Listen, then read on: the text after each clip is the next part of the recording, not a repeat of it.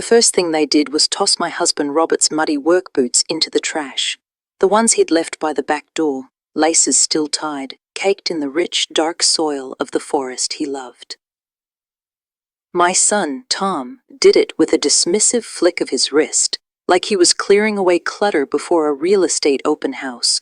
My daughter, Sophia, she didn't even flinch, just murmured some junk about streamlining the entryway.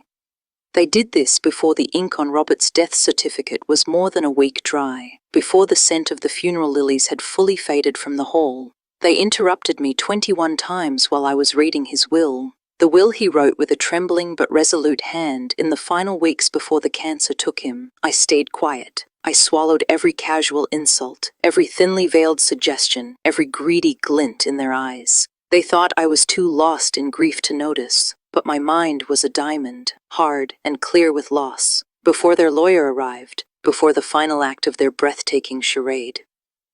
I had pressed a small, hidden button. A tiny red light, no bigger than a pinprick, blinked once from beneath a silk napkin on the dining table.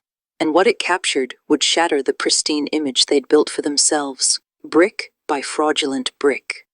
It was the kind of morning that was pure Pacific Northwest, the air tasting of salt and damp pine, fog clinging to the tops of the ancient Douglas firs like a shroud. Robert would have called it perfect weather for mending fences. He believed every dawn brought with it a task, a purpose. For 42 years we shared these misty mornings, our hands wrapped around coffee mugs, our silence a language of its own. Now, the silence was a vacuum, a screaming void where his low chuckle should have been. It had been 8 months since I'd lost him, my Robert, my anchor in every storm. That morning, I went to his old roll-top desk. I pulled out a handsome portfolio of worn, oiled leather. Inside, next to schematics for a birdhouse he never got to build, was his final will. He'd penned it himself. He told me, "Read this one to them, Katie." His voice was just a rasp. "I want them to hear the timbre of my voice in yours. It matters that they see your face when you say the words." That was the part that broke me, because I knew what was coming. My son, Tom, was flying in from some glass and steel high-rise in San Francisco. Sophia and her husband, a guy whose personality was as sterile as his Tesla, were driving down from Seattle. Their calls all week weren't, "How are you holding up, Mom?" It was a full court press about the estate, the accounts, unlocking the potential of the land. When your son, a man you taught to throw a spiral, refers to your home as a legacy asset in an email, something's broken, for good. I knew, deep in my bones, that the words on those pages were Robert's last, desperate attempt to remind his kids of who they were meant to be. Maybe he knew they wouldn't listen. Maybe he wrote it so I could hear myself say the words aloud, so I'd stop second-guessing the cold, hard truth I already knew. They weren't coming to honor their father.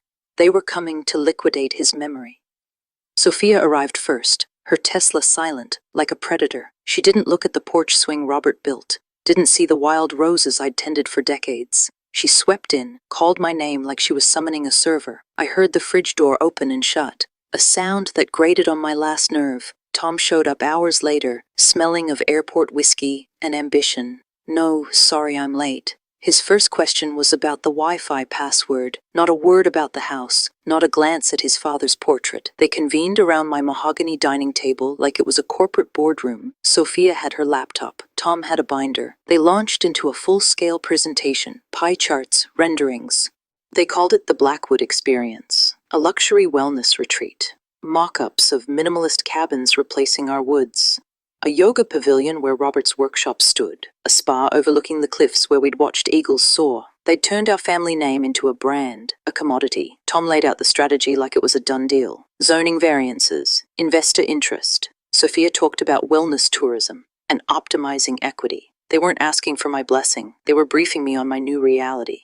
"It's the smart move, Mom," Tom said, so condescending. "It'll free you from the burden of this old place." As if my life here was a burden. As if my peace hadn't been shattered the moment they decided to turn their grief into a business proposal. When I finally asked about Robert's will, they exchanged a look, a conspiracy.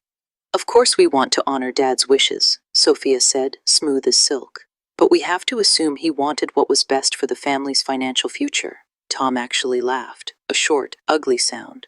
"Dad never liked to see an asset just sitting there." Then he slid a document across the table, a power of attorney. granting them control of 70% of everything. My name was at the bottom, a dotted line waiting for my signature. I didn't say a word. I just got up, walked into the sunroom, and closed the French doors behind me. My heart was beating slow, steady. There was no anger, no fear, just a profound, chilling clarity. They believed I would crumble, a relic. They had no idea about the steel forged in the heart of a woman who'd loved a man like Robert Blackwood. They had no idea what was coming. You can see where this is going, right? They thought they could push around a grieving widow. If you've ever been underestimated, if you've ever had someone try to take what's yours, you need to see how this ends. Hit subscribe right now. Don't miss the moment she turns the tables. If you won't subscribe, honestly, what are you even doing here? Go down to the comments and tell me why you're refusing to join this community.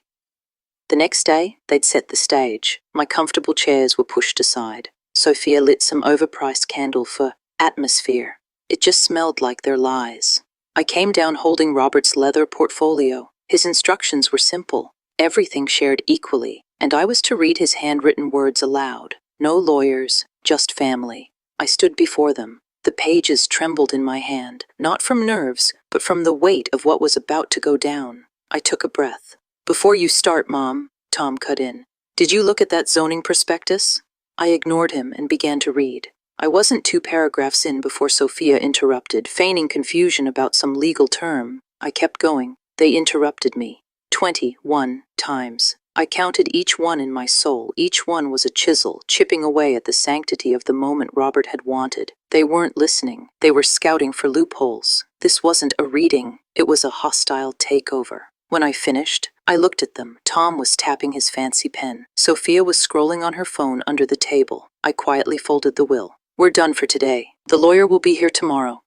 They looked relieved. I walked upstairs to the bedroom Robert and I had shared for 40 years. I sat on the edge of the bed. The anger was gone, burned away, leaving only a cold, hard resolve. They thought they were wearing me down. In truth, they were forging me into a weapon. That night, I got the small, high-fidelity audio recorder Robert used for his birdwatching. I slipped it into my cardigan pocket.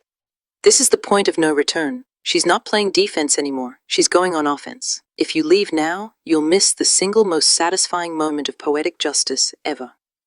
You have to subscribe. I'm not asking. If you're not subscribed, you're basically on the side of the greedy kids. Don't be that person. Comment and explain yourself if you're really that heartless. The next morning, Miss Evelyn Reed, our lawyer, arrived. A woman in her 60s who didn't suffer fools. She shut down every one of their questions with a look that could freeze hell over. She laid it out, crystal clear. Robert's will was ironclad. The house was mine for life. The rest was split equally, including the share for his late daughter, Lily, which went into a trust for her son, my grandson, Leo. A financial advisor, a pit bull named George Finch, was appointed to manage it. And then she dropped the bomb. Robert had used his life insurance to fund a massive scholarship in his name for environmental science students. I felt my breath catch. That was my Robert. Tom tried to argue. "Can't we consolidate the assets?" "No," Miss Reed said. Sophia pushed their glamping pitch. "Can the trust fund the renovations?" "No," Miss Reed said. "Not without unanimous consent from all beneficiaries, including Leo's guardian and Mr. Finch." I saw the fury on Tom's face, the panic in Sophia's eyes. After Miss Reed left, I walked her to her car. "I've handled hundreds of estates, Katie," she said softly. "What you're enduring takes a rare kind of courage." I met her gaze. "I'm not done yet." The device in my pocket held everything, every interruption, every dismissive sigh, every time they spat on their father's memory. I played the recording back. Their voices were so calm, so rational, but underneath was a chilling, calculated entitlement. I saved the file, labeled it the reading, and I uploaded it. I sent the link to Miss Reed, to Mr. Finch, and to Robert's sister Claire, a no-nonsense rancher from Eastern Oregon, who was now Leo's guardian. I had learned something in the profound silence of my grief. Protecting your peace requires you to prepare for war. Look at that, the quiet strength. Everyone watching this knows a strong woman like Katie, or strives to be one. This is for them. Subscribe right now to show your support for the underdog who fights back. If you don't, I guess you're okay with bullies winning. Tell us why in the comments. Later, I found Sophia's tablet. It was open to their pitch deck. One slide was titled Legacy Management. A bullet point read, Phase 1, Maternal Pacification. My blood ran cold. It wasn't just greed. It was a strategy, a clinical plan to manage me, to pacify the grieving widow until they got what they wanted. I didn't say a word. I just took a picture and sent it to Finch and Claire with one word, proof. But they didn't know I'd also found Robert's personal journals. He hadn't written about profit. He'd sketched plans for a free woodworking workshop for troubled vets. He wrote about preserving the forest as a nature sanctuary for kids. That was his real will. His legacy was one of service, not sales. A couple days later, I called a dinner. I let them believe they'd won. They had it catered. They poured expensive wine. They were ready to celebrate. After they finished their final polished pitch, sliding glossy brochures across the table, there was a smug silence. Then I stood up. I appreciate your energy, I said, my voice steady. But your plans are irrelevant. As of this morning, the deed to the forest and the workshop has been transferred into a charitable foundation, the Blackwood Sanctuary and Veterans Workshop. It's managed by a board. It is protected. It is permanent. It is not for sale. Tom's face went white. You had no right.